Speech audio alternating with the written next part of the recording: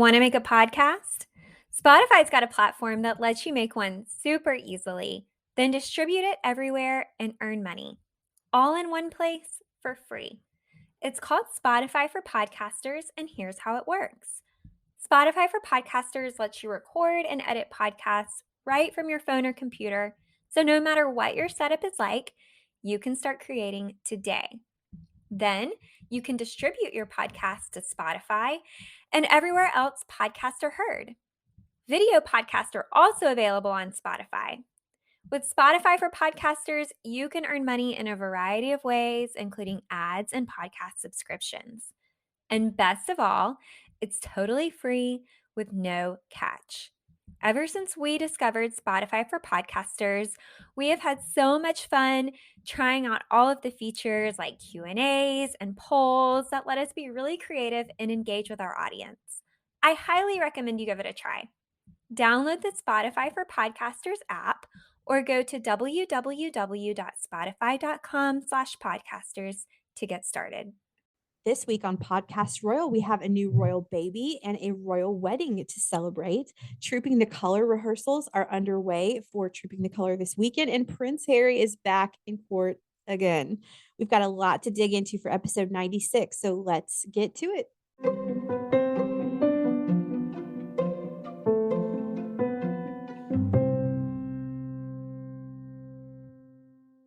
Welcome back to Podcast Royal. We had a little unexpected break from the pod last week with work obligations. We had a little travel, and we've just had a super full calendar. Rachel, I felt like we had a little bit of like a mini pre-summer vacation break. Well, if you want to call it that, because my life fell apart, but that's not my kind of summer vacation. But here we are. We're still, as Elton John says, we're still standing. So here we go.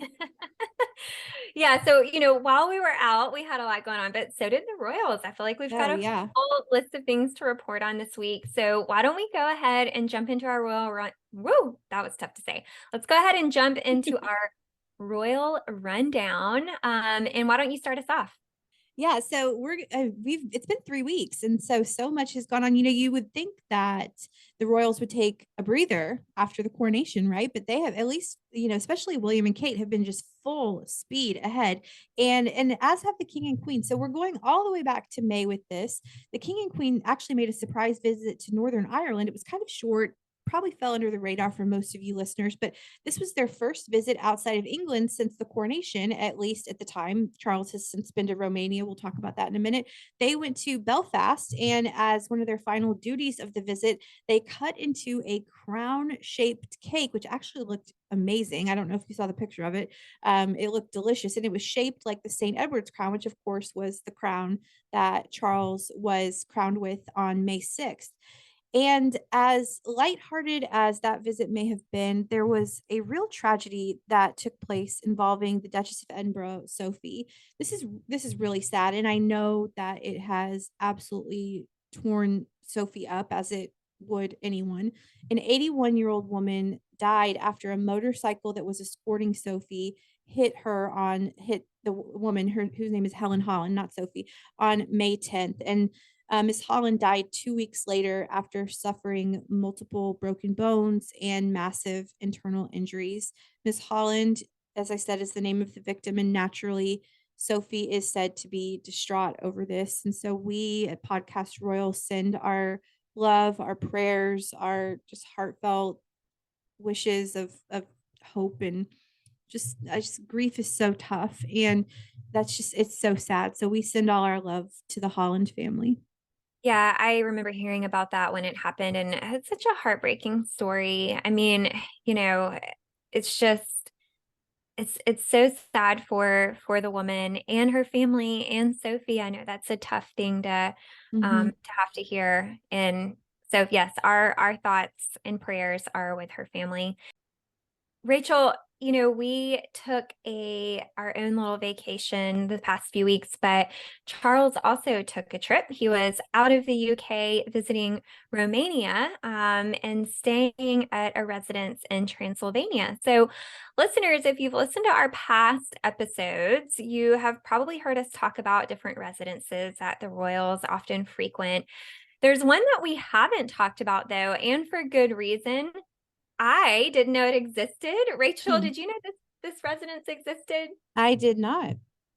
So earlier this month, following the coronation, King Charles took his first trip out of the UK where he visited Romania. And while he was there, he stopped first to visit with the president at Cotrocini Palace. I don't know that I'm saying that correctly, but then he went on to stay at a home of his in the Transylvanian village of Vissery. So at the front part of the visit, the president actually held a reception at the palace in honor of King Charles. And at the reception, King Charles actually gave a speech where he told everyone that he's always felt a deep connection to Romania, and he's just always felt at home there. Mm. He also called out some family connections to the country. So, listeners, if you didn't know this, King George V was a first cousin of Romania's Queen Marie. And he also has some connections through Queen Mary and Prince Philip.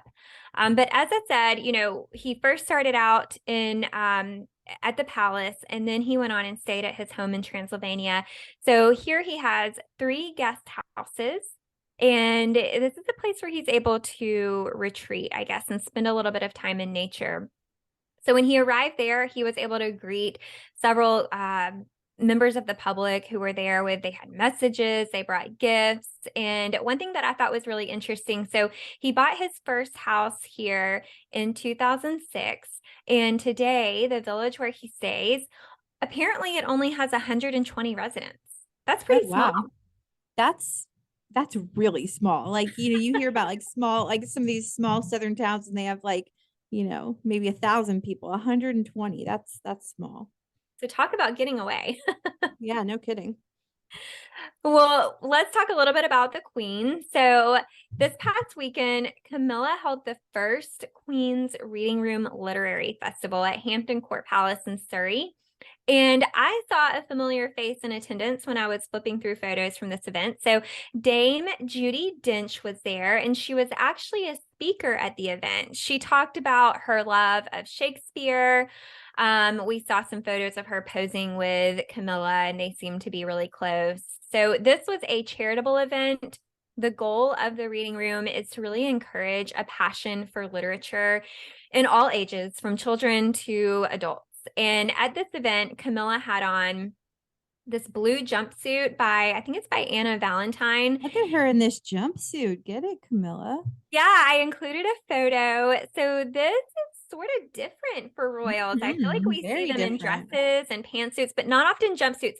It's actually not the first time she's worn a jumpsuit. So she actually had this exact one on at the coronation concert back in May. I don't really think we could tell because she was Really? up in the balcony and we could only see the top part. Huh. But yeah, this is a rewear. And like I said, it's not typical for royals. And so I want to ask you, Rachel, what do you think about it? No, you know what? I love this. Okay, so there we are in blue again, and we'll talk about this in a little bit, Camilla in blue. But okay, first of all, I want to make it clear that women and men can wear whatever they want at any age. Camilla's 75, and you can wear a jumpsuit at 75, and she's doing it, and I think she looks great. I had no idea that this was what she wore to the coronation concert because, like you said, you can only really see her from the waist up. I mean, I look, the outfit itself is not my favorite jumpsuit, but I love this on her. Like, I just love the boldness of the look, and I'm here for it. So I had a similar reaction to you. I feel like the jumpsuit is actually pretty appropriate for the event she was at. Mm-hmm. And I think it's made to flatter her body and she can pull it off. I personally am not a jumpsuit person. That's just not really my style. So it's Mm-hmm.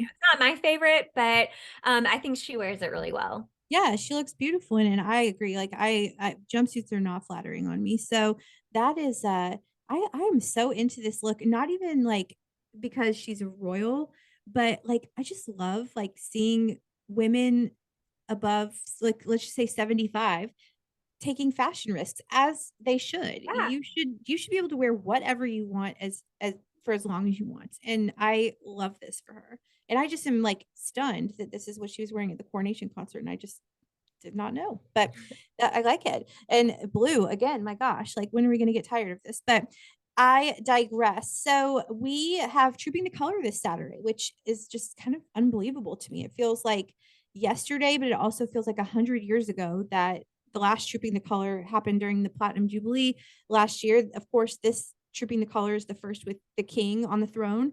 And, I mean, again, how I long for last year's Trooping the Color with Her Late Majesty, but we're living in the present over here. So we saw William out over the weekend at rehearsals. You're going to talk about this in a second. Sweltering London. I say sweltering London heat. I mean, like it was like what was it like? Was it 76 or 86 degrees? I don't know. It was It was 80. hot for them. We'll just say that.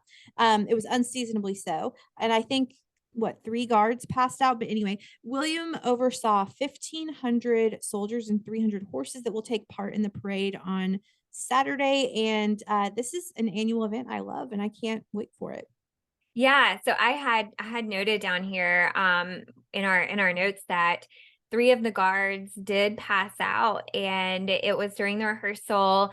And just for listeners, you probably saw this in the news, but if you didn't, they were wearing those wool uniforms with the big bear skin hats. So I mean, 86 degrees is pretty hot in normal clothes, but in that, Mhm. I mean, that probably was pretty tough to get through. Yeah. Yeah. Um, so, they fainted, and it was kind of odd to see on the news. I watched a few of the videos, but Prince William actually sent a tweet out after the rehearsal and kind of acknowledged it and just said, thank you to the soldiers who were there. He mentioned the difficult conditions and that, Mhm. they did well. So, Mhm. yeah, tough day.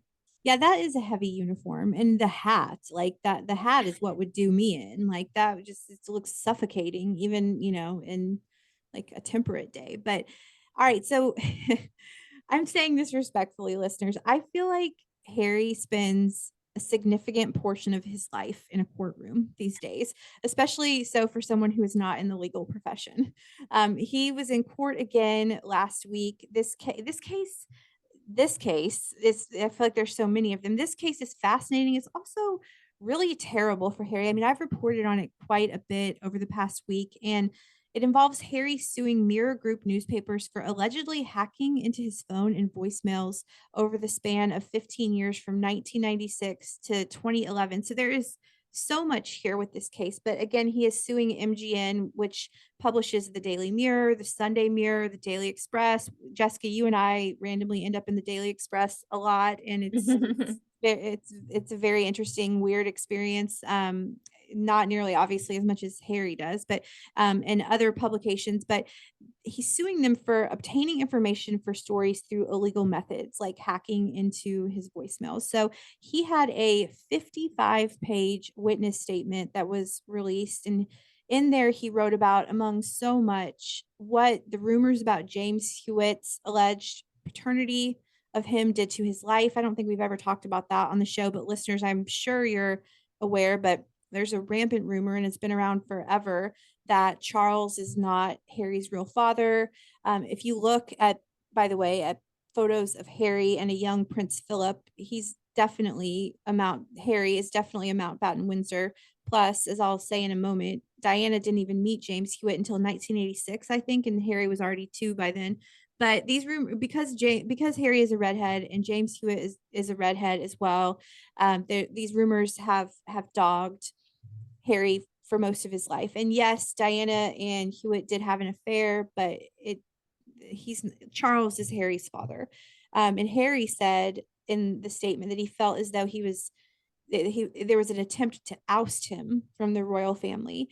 And so he also talked about how the press tore apart his relationship with Chelsea Davy. If you remember, they were together from, I think, 2004 until 2010. It was his first serious girlfriend.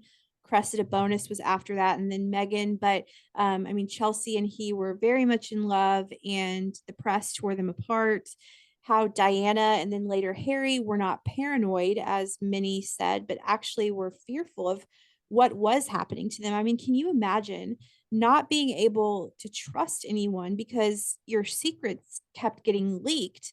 And then you think it's your friends or whoever, your girlfriend or whatever, isolating, you think that it's them sharing your secrets to the press. They deny it, then you don't believe them, because how else could the press have found out? then you isolate yourself from them only to find out that it was never your friends or your girlfriend or whoever leaking to the press, but it was because someone was hacking into your phone and listening to your voicemails. I mean, it's just really unbelievable and such a violation. And I actually think I wrote an article about this, that a legal expert expects Harry to really clean up and like make a whole lot of money from this lawsuit if he should win, which that verdict won't be in until later this year. I don't know why it's taking so long, but anyway, there's no verdict as of this recording, and I read on Reuters that I don't think there's going to be a verdict until later in the year, which again, I'm not really sure what takes so long, but so be it. So Harry missed the first day of the trial, which was last Monday, because he celebrated Lily's second birthday back in the US. Her birthday was Sunday the 4th. He did take the stand on Tuesday, June 6th and Wednesday, June 7th. Then he flew back home to the US on Thursday. And while he was in town, he stayed at Frogmore, which I found interesting because, they're due to vacate at the beginning of summer, which I guess it's not quite summer yet. I mean, that's the 21st. But I just thought it was interesting. It was like he got one more crack at Frogmore before he's out. So, any thoughts on Harry's court case? You know, I'll be honest here. We talked a while back on the podcast about that Sussex fatigue. And, I think everybody was experiencing that when we were having a lot come out with the Netflix documentary and Spare and, Megan's podcast. And I sort of think I have court case fatigue with them right now Right. too. There's just a lot going on and I keep hearing about it and it's a lot to keep up with. And so I have really kind of stepped back and not followed this particular story very closely. And it's just, there's just so many lawsuits going on, I feel like. And I do, I do feel like, I mean, there's no question that that's tough for him. It's clearly troubled him throughout his life. I mean, he told a lot about, how he felt about the press in Spare, and we're hearing a lot about it here. And, so a lot of this is not super surprising that he, hasn't been able to trust people, or that he's been, feels like he's been,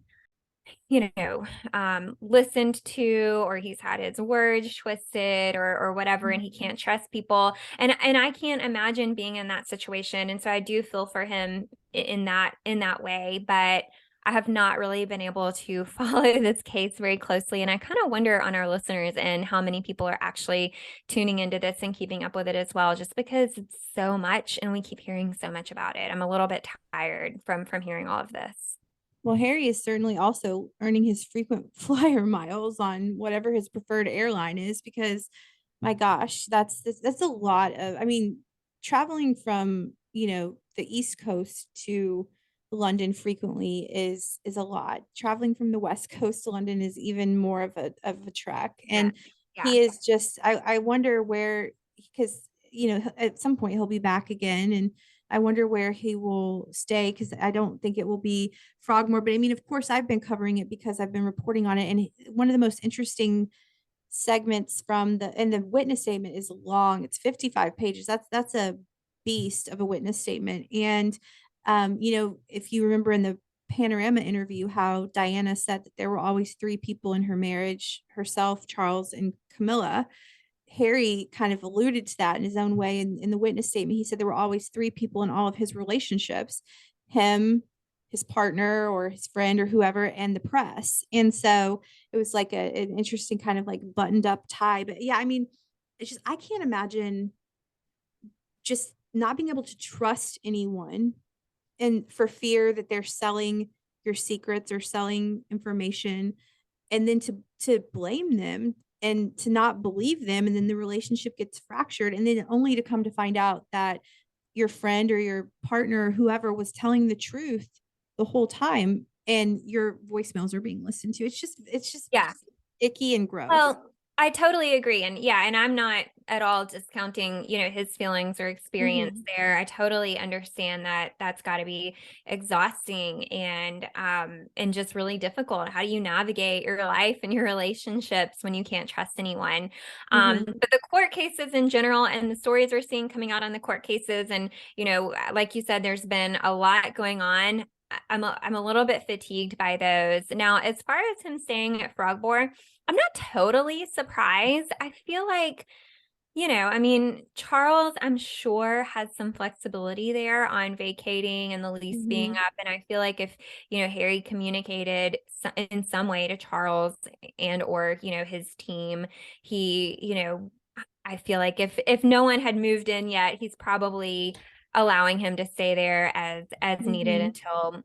you know, until he's able to find another accommodation when he's in town. Well, Andrew, who is allegedly moving into Frogmore, refuses to leave Royal Lodge. So it's not like somebody's like pushing Harry out. But interestingly, although not totally surprisingly, Harry did not see William or Charles while he was in country. Even though Charles had gotten back from Romania on the 6th, I believe, and so they could have crossed paths, but they didn't. So I'm not going to read too much into that. But I digress. So William and Kate have been all over the place, busy lately, Kate in particular. And that looks to continue before they get their much needed summer break. They're going to be at Anmer Hall for part of it, I heard, and they're also going to go somewhere tropical, I heard as well.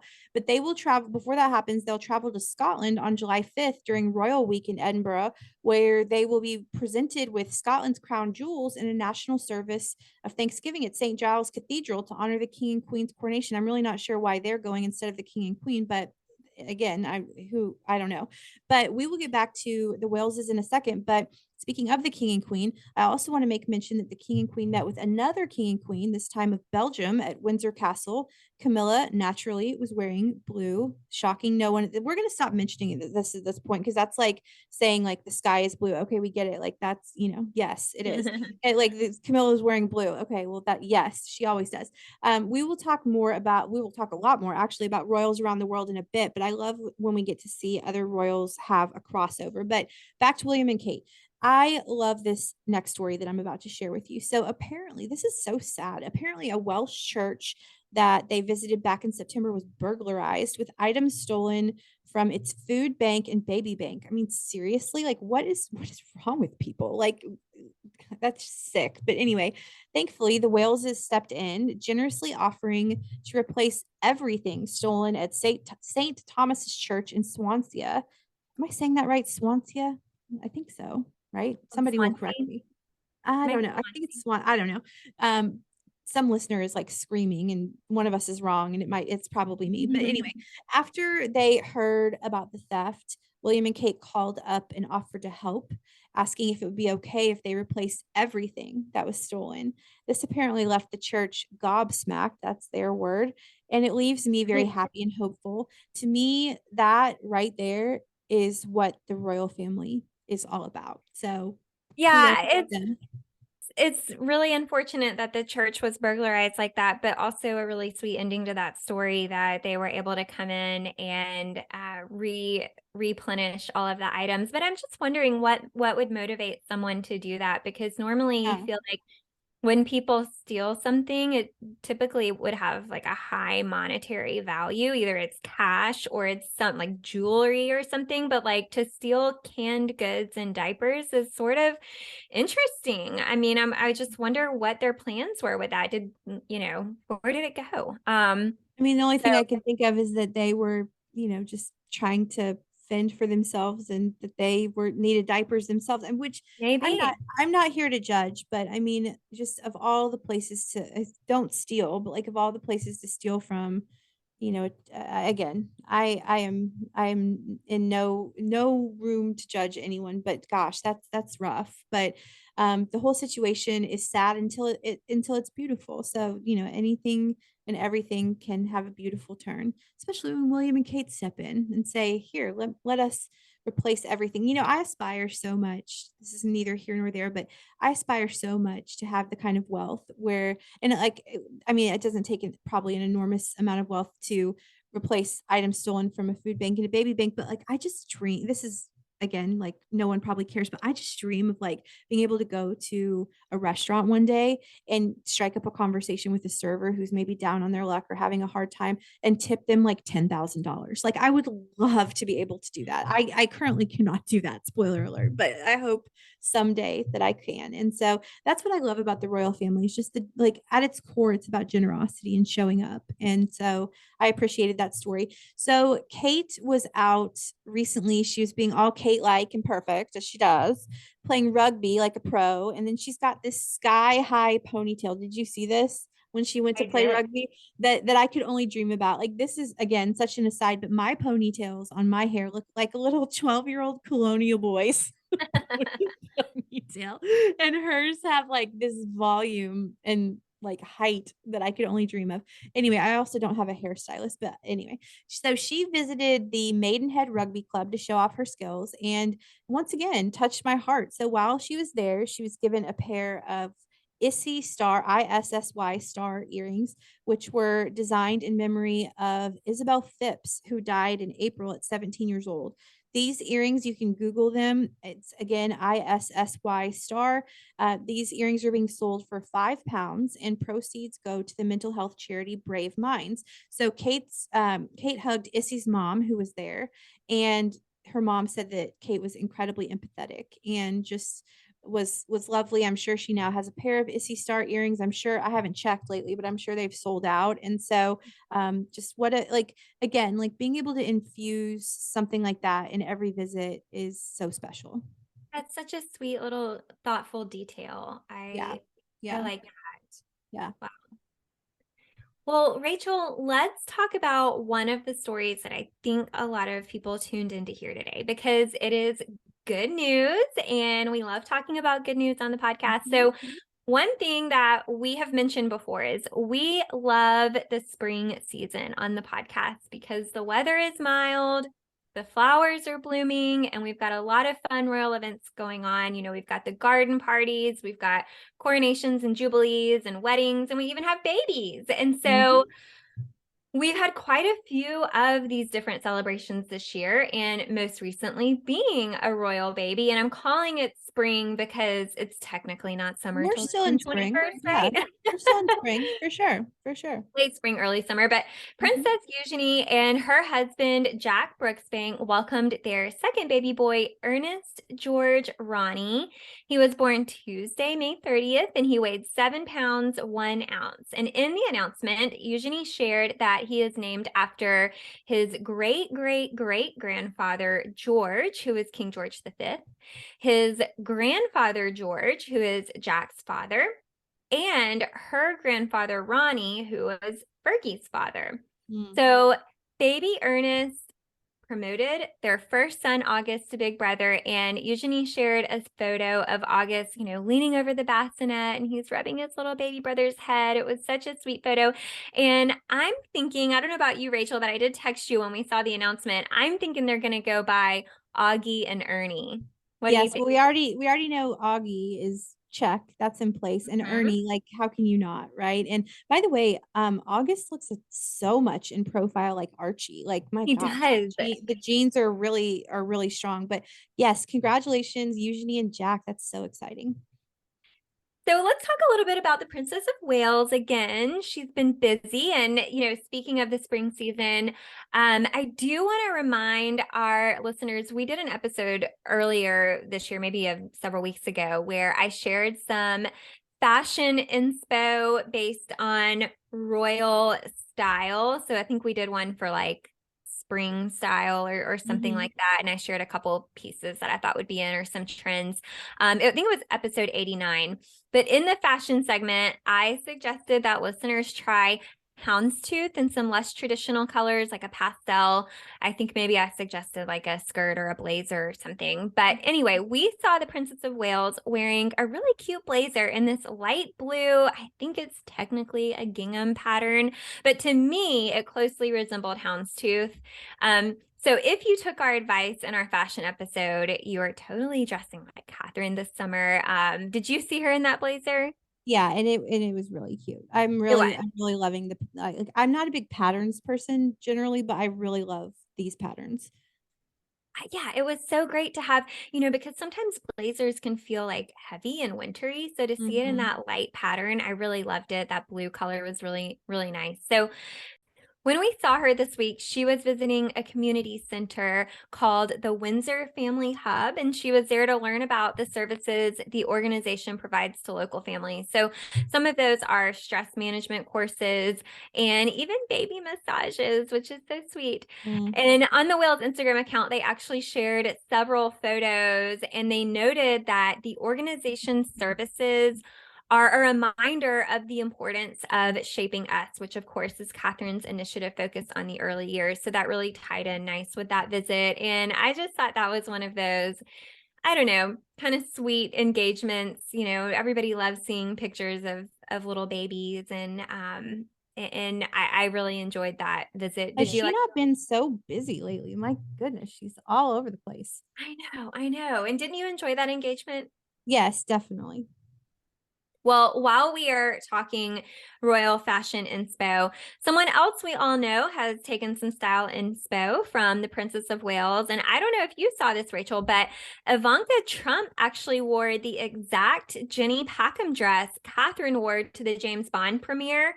So if you guys, I know you remember that, it's the gold glittery cape dress, which I think was an all-time favorite of many royal followers. I mean, that dress like broke the internet Yeah, when it was Princess beautiful. of Wales walked out in that. So Ivanka's dress, while it was the same exact style, it was actually a really beautiful light turquoise color. And I have to say, I think I loved it as much as Kate's gold gown. And I don't know what you thought, Rachel, but I'm not sure I can pick a favorite between the two. I Mm. thought they both wore it really well. It's a Yeah, stunning that's dress. beautiful. It looks Mhm. great on Ivanka. So she wore it for her daughter Arabella's bat mitzvah.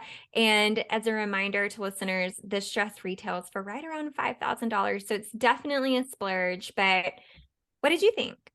Oh, she looks stunningly beautiful. By the way, there's Jared Kushner in his tennis shoes, but Yeah. anyway, with his suit, but that's not what we're talking about here. Yeah, that is, I mean, I actually like you're right, because that gold dress was just like a stunner on Kate, but this is like you said, it's like a light turquoise, and I mean, still same stunning is yeah. I mean, this is a beautiful dress. If you can do it in different colorways like that, different, yeah, that's gorgeous. Yeah, Absolutely gorgeous. looks great. That's a great family photo of them. So Mhm. I thought that was kind of fun.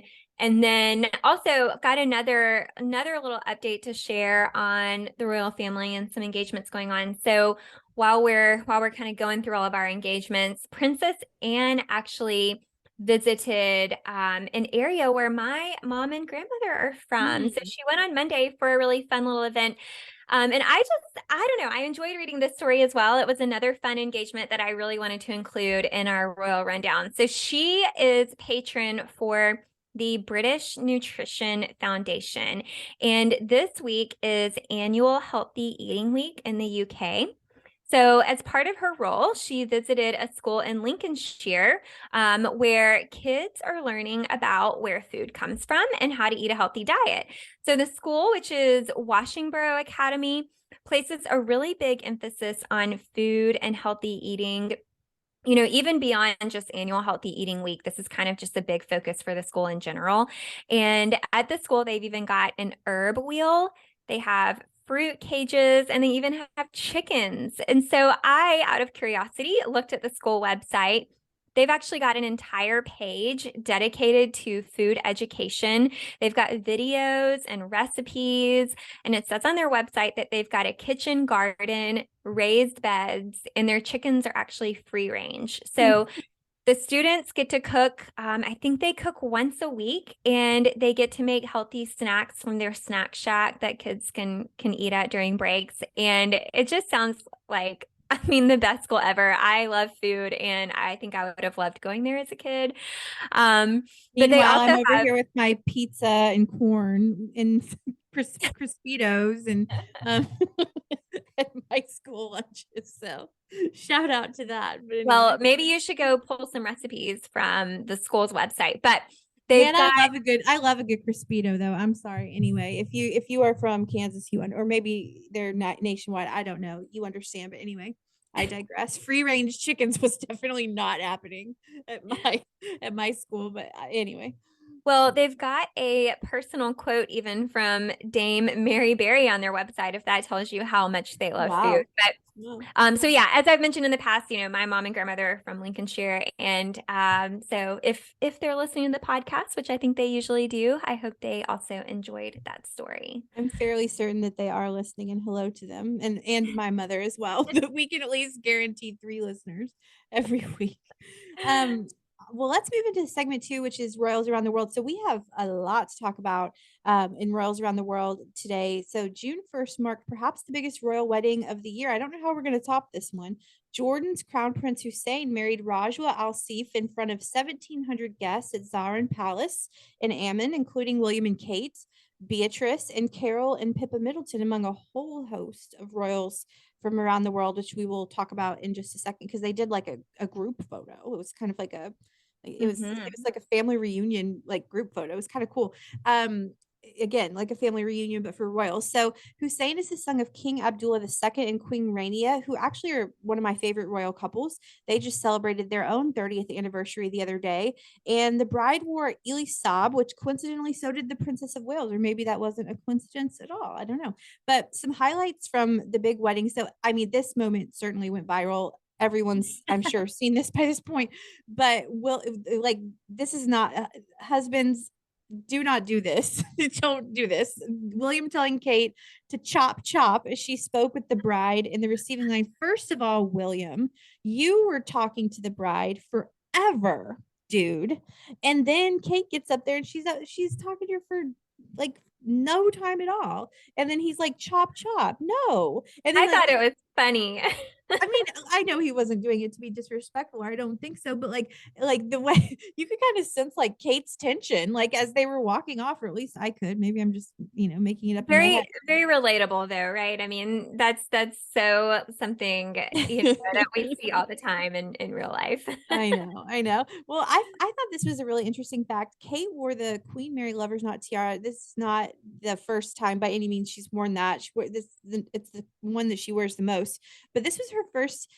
Okay, again, tiara, whatever. Tiara, her first tiara moment outside of the UK. Can you believe that she's never worn one outside of the UK, which is That's unbelievable. an interesting fact, and I did not know that. Yeah, you would think that after 12 plus years as a senior royal, that would have happened already, but not so. Fun fact, I think we've mentioned this on the pod before. Kate lived in Jordan for a time when she was a kid. I think they lived there from 1984 to 1986 when her father worked for British Airways. What am I saying? Beatrice had a tiara moment of her own. Only her second. Her first was at her wedding in 2020. This was her second. She wore the York tiara, which her mother, Sarah Ferguson, wore on her wedding day in 1986 to Prince Andrew. That was specially designed for Fergie by Her Late Majesty. And then, as I said a minute ago, there was a group photo of all of the royals there, including the aforementioned William and Kate and Beatrice representing the British royal family. There were royals from Belgium. So we just mentioned that royal family a little bit ago in the show. Malaysia, Norway, Denmark, Japan, Brunei, Netherlands, Spain, Sweden, Greece. So many royals. And then actually the bride wore, who she's now Princess Rajwa, wore a second wedding dress. This one was a gorgeous cap sleeve dress, and it looks like we have photos here. So yeah, we're looking at photos right now of both of her wedding dresses. Thoughts on these dresses? Okay, so I do have a lot of thoughts on the fashion of this wedding. Arguably, some of the fashion is more interesting than what we saw at the coronation. Oh It's yeah, definitely more I would agree. formal. Now, okay, I don't know if this is controversial or not, but I did not love either of the wedding gowns. Well, that's your opinion. You're allowed to have an opinion. What were your thoughts?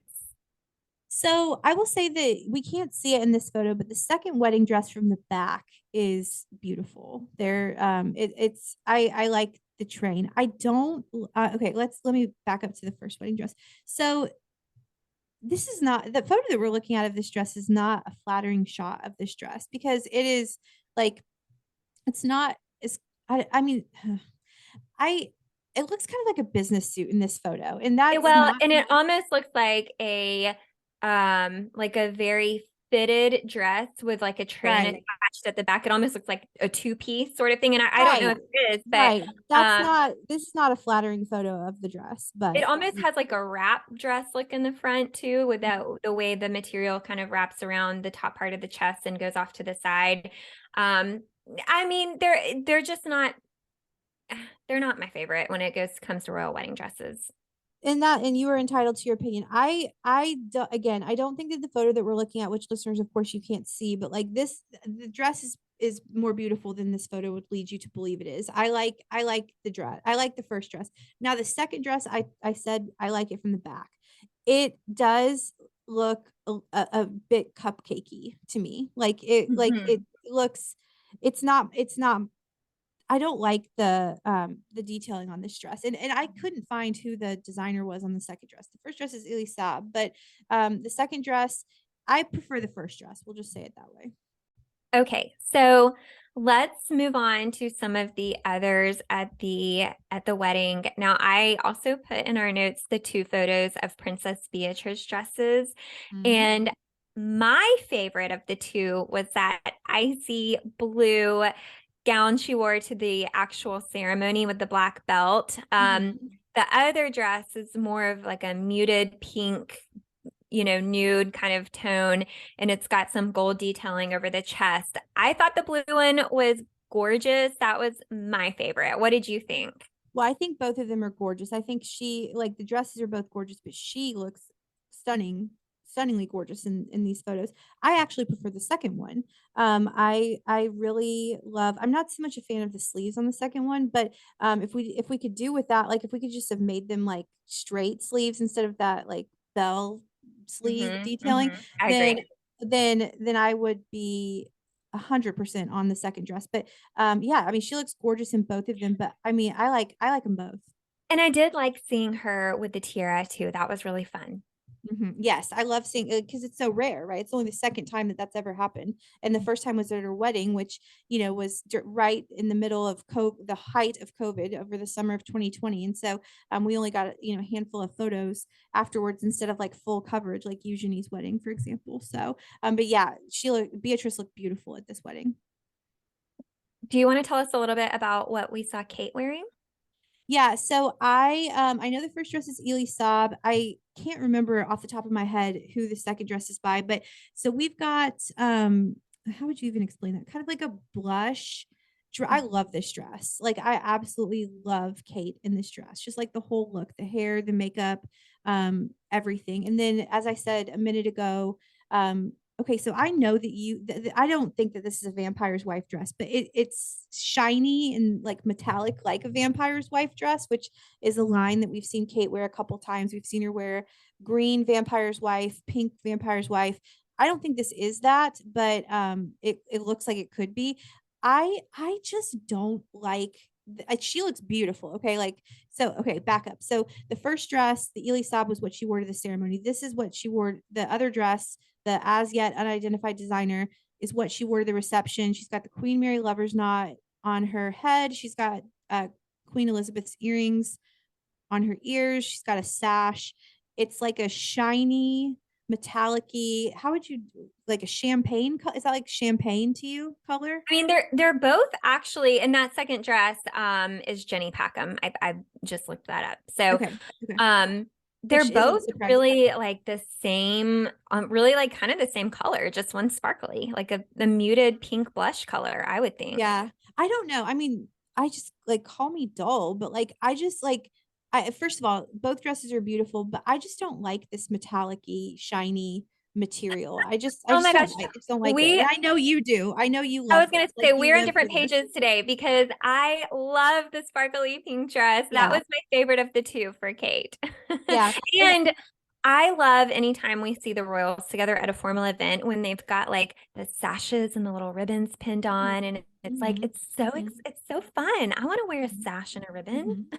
Yeah, for sure. I mean, she looks beautiful. And again, like this is a gorgeous dress, but this is just my personal preference. But let's talk about Queen Mary of Denmark. So It's Crown Princess Mary. excuse me, sorry. Crown Princess Mary of Denmark. So tell us about this dress. So I don't know the designer on this one, but it's like a kind of a, what would you say, like a seafoam greenish color. Yeah. Really, I thought it was beautiful. I included it in here because it was one of my favorites. Her tiara is stunning, but Mhm. it's a one shoulder, and it's like that greenish color at the top, and then the top waist up has some maybe like a gold overlay kind of pattern on it. And then the skirt, of course, is sort of pleated looking and kind of goes out what is that? Would you consider that to be like kind of like an A-line style, I Mhm. think? Mhm. And from the waist, and it's that solid green color. And I just thought it was so beautiful. I loved She it. I looks thought she looked amazing. great. She has an updo, and the color really flattered her, and the dress was really just a classic, beautiful dress. Yeah, she matched that dress to the sash perfectly, right? And it just, yeah, she's absolutely stunning. And then next, we've got a photo of the Queen of the Netherlands, and of course, are the future queen, the Princess of Orange here, which we've talked about them a lot on the podcast. And I have not ID'd their gowns either. I don't know the makers, but the the Queen has it's like a, what is that? Like a white and goldish. I don't want to say white because it doesn't look white, but it's Not got a white. gold metallic tone in it, and it's Mhm. offset by, I don't know if it's like a ivory background color or something. Mhm. Um, and then so okay, so we've got that one, and then her daughter, Princess, it's Katarina, is that correct? Yeah. I think that's her name. Katerina Amalia, I think. Yeah, so she's in, man, what is this? Crimson? Is that a crimson color? Yeah, like or a scarlet. Yeah, or a scarlet color. So it's short sleeves on the dress, rounded neckline, sort of fitted at the top, right at the waist, and then, goes out into a full skirt. I thought that one was really, really beautiful too. And that's why I included the photo. It's because I just like that I red don't dress. like cap sleeves on myself personally. Like I just and like Princess Rajwa was wearing cap sleeves on her second dress. I don't like cap sleeves. I just don't like them. I'm But not it's a gorgeous generally color. a big fan of capped sleeves either, but I do think this dress looks really nice. Yeah, yeah, absolutely. And she's only in college, by the way. So like she looks far more mature than that. It's like she looks beautiful. And then below, we've got Crown Princess Victoria of Sweden in a hot pink dress. And we've got Princess Elisabeth of Belgium in a hot pink dress, kind of very similar colors. Now, Rachel, I Mhm. don't know if you noticed this, but Victoria's dress is actually the same one that Meghan Markle wore. That it was a cape dress, and she wore it in a Yes, it blue is. color. Yep. Yeah. And that dress was, oh God, I loved the color of that dress. That was like a blue, Mhm. like how would you even describe that blue? Like I don't gosh, even, I don't even, like just a like a bright blue. periwinkle blue. I don't even know, but yeah, you're right. It's got a little cape to it. That's and it's. I think I'm gonna mispronounce this designer, but Sophia, something like that. And yeah, that blue dress, which Megan I think wore to Fiji. It was like in their Oceania tour, like when they went to Australia, New Zealand, Tonga, all those places. I love that dress, and this looks beautiful on Victoria as well. And then, again, so Princess Elizabeth of Belgium, she's in a dress similar color. It's also a cape dress. It's this hot pink color. The fabric looks a little bit more sheer, lightweight, kind of flowy. Mhm. Um, and so I think my favorite of the events was Beatrice's icy blue dress, Catherine's pink glittery dress, and Mary her seafoam blue one shoulder dress. I think those Mhm. were my top three. What about you? Ooh, okay. So my top, honestly, it might have to, you know what? It might have to be Mary. It might have to be Mary. I really think that's beautiful. I also think Kate's first look to the ceremony, I really like that. And I'm gonna throw in I'm actually going to shake it up a little bit. And I just love the cut of this dress so much. See, because like this Victoria's dress it's not cap sleeve, but it's like pretty doggone close to cap sleeve. But like that sleeve, I love, but I hate cap sleeves. So Well, that's it weird. fully covers her shoulders, so Yeah, yeah, yeah. I love like I'm not a huge hot pink fan, but I love the cut of this dress so much. Like I would 1000% wear that dress maybe that would not be my color preference, maybe, but like I love that dress, like the cut of that dress. Well, So that there, was really fun. I always that was enjoy fun. talking about royal fashion. Royal wedding of the year, right there. We are certainly not fashion experts, but we do enjoy talking about it and looking at it. Nor are we royal experts, but we certainly enjoy talking about that as well. Well, let's close out the royal run, or no, this is not the royal rundown. Let's close out the royals around the world segment with a little update from Sweden. So Princess Madeleine of Sweden and her husband Chris celebrated their 10th wedding anniversary last week, and she actually posted some personal photos on Instagram of their wedding. And one of them included them dancing at their reception. And I thought it was really beautiful and always fun to see some of those personal photos that we don't typically get to see. Did you see any of them, Rachel? I did. And they're about to move back. They've been in the US for I think 5 years. They're about to move back to Sweden this summer. So Yes. that's Yeah, exciting for them. really, really exciting for them. And while we're on Sweden, the country actually celebrated its annual National Day on June 6th. So, as the name suggests, this is the day where citizens celebrate their nationality, the history of the country. And on the day, the royal family actually opened up Stockholm Palace to the public for summer, and Crown Princess Victoria and her daughter, Princess Estelle, were dressed in the traditional Swedish dress, which we've seen them in this before. And the royal family participated in a carriage procession from the palace to Skansen Museum. So a really big fun day for everyone there. And this year actually marks 500 years of Sweden being an independent country. Well, congratulations to Sweden. And one thing that I did want to mention before we close out, we actually got a listener question on Instagram, and we said we were going to include a response in this episode. And unfortunately, we were so packed with royal news this week, we don't have time to fit it in, but I promise we will do it in the next episode. So look out for that. And it is. Yeah. Yeah. I was going to say, look out for that. I was going to say, Jessica, I'm not ready. I'm not ready for this yet. So no, yeah, we're not going to do it this time. We'll do it next time. You guys want to tune in. And also to other listeners, if you have any questions that you want us to answer on the podcast, send it our way and we will do it. Mm-hmm. All right. Well, we've had a great episode. I think we were a little rusty about getting back into it today, Rachel. We've been off for a little while. We have, and I mean, just in full transparency, not going into details, but like Jessica and I have had a really rough like past few months. So listeners, thank you for bearing with us, as sometimes our schedules are inconsistent. We're just both kind of going through it right now. And so thank you for hanging with us and being our bright spot in a rough season. So thank you.